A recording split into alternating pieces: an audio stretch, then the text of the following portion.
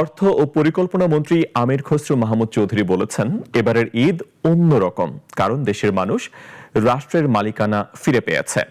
গণতান্ত্রিক পরিবেশ থাকায় সবাই স্বস্তিতে ঈদ উদযাপন করছেন।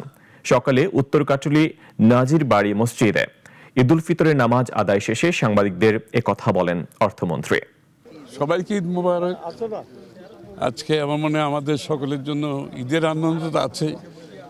একটি দেশের পরিবর্তিত পরিবেশে, একটি গণতান্ত্রিক পরিবেশে দিকে আমরা একটা, আমার মনে হয় এইবারের আনন্দটা একটু ভিন্ন। আমরা সবাই আজকে আমাদের যে মালিকানা ফিরে পাওয়ার কথা ছিল, মনে হয় নির্বাচনের পরে সেটা বহুলাংশে আমরা ফিরে পেয়েছি। এই ঈদের আনন্দ, একটু অতিরিক্ত আনন্দ অনুভব করছি সবাই মিলে। তো আমরা তো এইভাবেই থাকতে পারি, দেশটা যাতে এইভাবেই থাকে।